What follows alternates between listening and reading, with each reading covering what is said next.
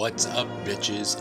Funky here, and for those of you who are new to my channel, let me tell you, there's nothing I love more than a good slasher flick. Just take a look at the 13-minute love letter I wrote to Candyman. There's nothing better than watching a bunch of dipshit teenagers get butchered by some indestructible killer. And much like any sports video game in the last quarter century, he keeps coming back year after year after year. Be it an ill-advised medical procedure, a random strike of lightning, or even a pact with the devil. They always come back for more horny teenagers to murder. And back in the 80s, some of the greatest slasher movies in existence came to be. Movies like Friday the 13th, Halloween, Nightmare on Elm Street, and Child's Play, just to name a few. And though the 80s would be the hallmark of slasher movies, the 90s, well, that was a massive shit in the punch bowl. We went from movies like Dream Warriors to fucking Lawnmower Man. Have you ever seen that fucking movie? I haven't, but I've been told by somewhat reliable sources that it sucks. There were some good horror movies that come out that decade, sure, but the whole indestructible killer, brutally murdering teenagers genre seemed to be all but dead. That was until 1996, when it was revived with one single brilliant question. You like scary movies? Uh-huh. Scream is one of those movies that was a parody of itself, but in a cast of a different light. Writer Kevin Williamson was able to take the tried and true slasher movie formula and give it a fresh twist. When a group of teenagers are viciously murdered one by one, they must rely on their only resources they have in abundance, their borderline obsession with slasher flicks. Using the rules of horror movies, they must find out the identity of the Ghostface killer before they become the next victim. On paper, this is a brilliant idea, but this brilliant idea is what keeps Scream from being a brilliant movie. A lot of fans and critics may argue that the characters being aware of horror movie tropes is what made Scream so successful, but I call bullshit on that. Rewatch the film and you'll notice that this particular character trait is a mere smokescreen. Before I go on, I just want to say that this movie is over 20 years old, but if you haven't seen it yet, go check it out. You won't be disappointed. It's a fun movie and it's totally worth watching without knowing the spoilers, so consider this your spoiler warning. For the rest of you, let's gut this open like Matthew Lillard on a freshly dead corpse. I could go on for hours pointing out the inconsistencies and the contradictions for hours on end. So I'm just going to stick with the ones that stuck out the most for me. Let's start off with the most iconic scene. Casey, played by Drew Barrymore, who's sporting a haircut that was barely socially acceptable in the 90s, has an incredibly awkward 2-minute conversation that goes south quickly after the caller asks her what her name is because he wants to know who he's looking at. So she freaks the fuck out and hangs up, only to immediately answer the phone after the killer calls her back. Now, I've seen enough movies to know that typically ends with some kind of bladed weapon to the face. So right off the bat, this witty and edgy slasher flick character who's aware of horror movie tropes falls victim to the very same tropes she claims to know. It's like in that movie Mom and Dad Save the World. A soldier finds a hand grenade with a note that says, "Pick me up." Against all logic, the soldier picks up the grenade and gets noob-tubed from all existence. Then each soldier in his platoon picks up the same goddamn grenade and gets vaporized. Scream does virtually the same thing, except with knives instead of grenades. And if you haven't seen Mom and Dad Save the World, you should go see it.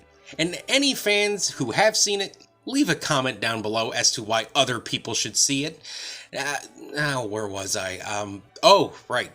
Now, in the event that a masked maniac armed with a knife has broken into your home with the intent of murdering you and burning down your kitchen, Any rationally minded human would grab their dad's shotgun, call the cops, drink an ice cold beer, and wait for the whole thing to blow over. But not Casey. She makes every single dumbass mistake she could think of, and became the first victim of the iconic Ghostface killer. If only she had a hand grenade that said, "Pick me up" on it, she could have picked that up and had a more dignified death. But what do you expect from the woman who married Tom Green? Did you see Charlie's Angels? She referred to their sex life as the Chad. Oh, Jesus fucking Christ. So, now that you have that image of a naked Tom Green flailing about on top of Drew Barrymore stuck in your head, let's move on to the hero of our story. Sydney, played by Neve Campbell, a cute actress who I immediately forget about every time I finish watching a Scream sequel. Admit it, you forgot about her too until just now. It's alright, nobody's laughing at you verbally. So, our buddy Ghostface strikes up a conversation with, what's-her-face, and the subject immediately goes to horror movies, a genre she doesn't like. She says, "What's the point? Some stupid killer is stalking some big-breasted girl who can't act, who's always running up the stairs when she should be running out the front door. It's insulting." You know what's really insulting? Her distaste for horror movies. She's wrong. Dead wrong. But that's not the point. Get this. He straight up tells her he's at the front door, and immediately the "let's check it out" trope plays out. She inspects the front porch and leaves the door wide open, which is incredibly stupid, because the flies and mosquitoes can now come into the house. That can cause an incredibly annoying and possibly expensive pest infestation. It also allows Ghostface to get into her house. Now, name me a horror movie where the victim does this and doesn't get murdered. I'll give you a second to think about it. Trick question. That movie doesn't exist. Oh, but wait, there's more. She walks back into the house, locks the door, and then gets attacked by Ghosty. But since her brain is pretty much dead on a good day, she forgets how to unlock a door. Lady, it's a single padlock. We're not talking about 57 deadbolts and chains on your average Detroit apartment door.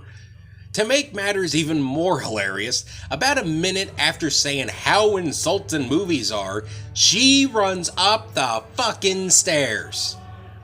The only difference is that her breasts aren't nearly as big, so sorry about that, Miss, I forgot her damn name. Oh, shit. Give me a second to look it up.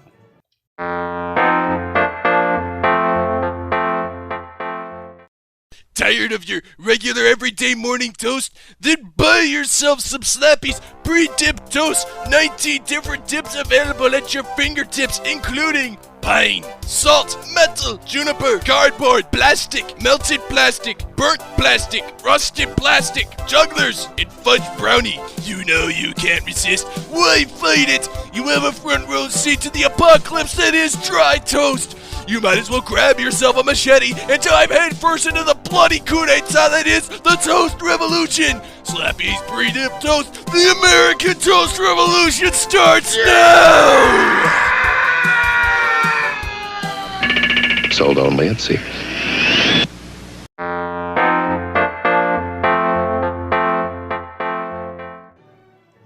Neve Campbell? No, that can't be right. Are you... Oh, hey, we're back. So, by this point, we can see what the movie's trying to accomplish. It's trying to be self-aware of slasher movie tropes, then uses those same tropes for the kills. What they were trying to do makes sense, but the problem is that it doesn't work nearly as well because it relies on these tropes to make the movie scary. But there was one scene where this idea worked, and worked brilliantly. Meet Randy, played by Jamie Kennedy. Randy's doing his best Jamie Kennedy impression. Drunk, alone on a couch, and pretending to talk to Jamie Lee Curtis. Pretty much an average Saturday night for the guy. As he keeps begging Laurie Strode to look behind her, Ghostface sneaks into the room, ready to kill him. Randy, who's too drunk to heed his own advice, is just as oblivious as Laurie to the immediate danger he is in. Already, this is an incredibly clever play on the trope. But it gets better. Earlier in the movie, a camera that was considered discreet by 1996 standards was planted by Gale Weathers, played by everybody's fourth favorite friend, Courtney Cox. And that camera sent in a live feed to a news van outside the house, which is being operated by her faithful cameraman, Kenny. So, while watching what is happening, Kenny and, oh, you know who, are screaming for Randy to look behind him. I wish there were more scenes like this in the movie, because Randy, a guy who's virtually memorized every slasher movie from the 80s, found himself in a horror cliche through no fault of his own. As for the rest of the movie, well, I'll get to that in a second. Now, I've already warned you about spoilers, but since we're talking about the reveal of Ghostface, I strongly recommend you check out the movie before I talk about this. Just hit the pause button, which is right above that like button. Go ahead, pause the video, give it a little, a little likey poo. Go check out Scream, come back, and watch the rest of this video. So, here we go. Final spoilers in 3, 2, 1. In the climax of the movie, the killer is revealed to be... Ah! Oh, sorry. I thought I was looking at a genetically mutated rat. Turns out it was just Skeet Ulrich, playing Sydney's boyfriend, Billy. So, there's your killer. And I was completely committed to the theory that Billy was the killer from the get-go, despite the movie trying to make you think he's simply a red herring. This is the movie's biggest mistake, if you ask me. Remember earlier when, shit, what's her name? God damn it, not again. You know what? Fuck it. I'm calling her Mildred. So remember back when Mildred was being attacked by Ghostface? Well, after the killer retreats, Billy magically shows up and conveniently drops a cell phone. Yes, kids, that's what they looked like back in 1996. Then Deputy Dewey, played by David Arquette, found a ghost face mask outside of the house. Obviously, all of this is a red flag pointing to Billy as the killer, despite the film using all of this to try and establish an alibi for Billy. Because while Billy spends the night in jail, the killer calls Sydney, so it's all a ploy to try and take our focus away from Billy. But 11-year-old me saw right through that bullshit. The movie gave it away in one single shot. While being interrogated, Billy glances over at Mildred 2 times. The first glance seems like he is genuinely concerned for her. He then pleads his innocence to the chief, who isn't buying it. Billy looks at her again, only this time with a look of sheer contempt, as if to say, "Bitch, wait until we get outside." That's all it took to convince me that this human-rat hybrid was the killer.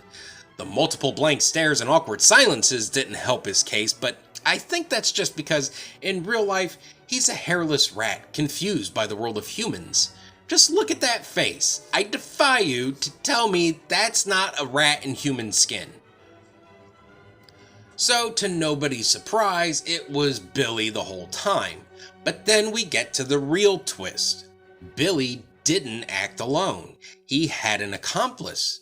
Meet Stu, played by Matthew Lillard, a man who's made his living in the 90s by being that over-the-top, incredibly weird, borderline psychotic friend who seems suspiciously older than you. And Stu does a pretty good job setting up the surprise, if you ask me. So kudos to you, Scream. I'll give you that. 2 genuinely surprising and fresh moments in your otherwise run-of-the-mill slasher flick. The problem is that it took 90 minutes to get to this point. We were told that this was a fresh, new take on the slasher genre we all know and love. That the kids knew about all of the tropes and that would make the movie interesting. What did you do with it? I'll give you a hint. It's the exact opposite of anything. Instead of doing something clever like you did with Randy, you had all of the kids killed by the very same tropes you were trying to parody. How is that clever? How is this smart? This was supposed to usher in the next generation of slasher flicks, and all we got was the same old shit, but with shittier haircuts and shittier casting. I didn't even think that was possible. What ass-licking executive sat there and said, "Hey, you know what we could do? Let's make a horror film that follows kids that watch horror films so they won't fall for the same bullshit that's been pissing off our target audience for the last decade." Well, that sounds like all that and a bag of potato chips. So how are the kids going to be slaughtered? By the very same tropes they claim to know. Didn't you just say that's been pissing off our target demographic? Don't worry, they won't be pissed this time. How can you possibly know that? Because cocaine never lies, baby. Oh, yeah. Don't get me wrong. Scream is a fun movie, but I refuse to claim it is clever. It falls victim to the same tired cliches that we had been complaining about for years. To its credit, it was instrumental in bringing back the mystery whodunit genre, and much like any movie that's incredibly popular, it launched a slew of copycat films. Most of which were so butt-fuckingly awful that their mere existence defies belief. But others weren't too bad. I suppose I have a growing boner for Kevin Williamson because I Know What You Did Last Summer still holds up in my eyes.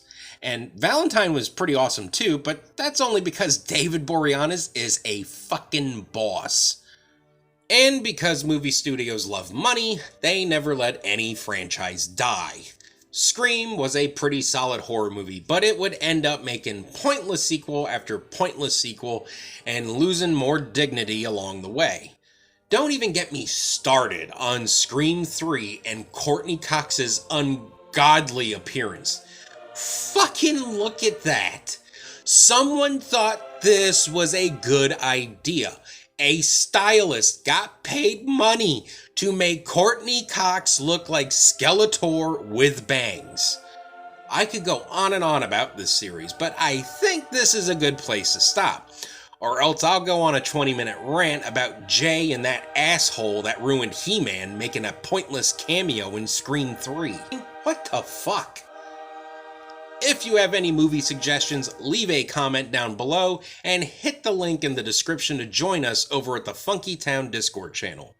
And a huge thank you to my co-writer Trenchfoot McPherson for helping me put this together. I could not have done this without you, bud. Check out his channel. If you like his stuff, subscribe. Let's see if we can help him reach his goal of 7 subscribers so he can... Nev Campbell. That's it. That's her fucking name. Nev fucking... Mildred's name is... Oh shit. Seriously? I forgot it again. Well, that's all for now. And remember, it's not weird if it feels good.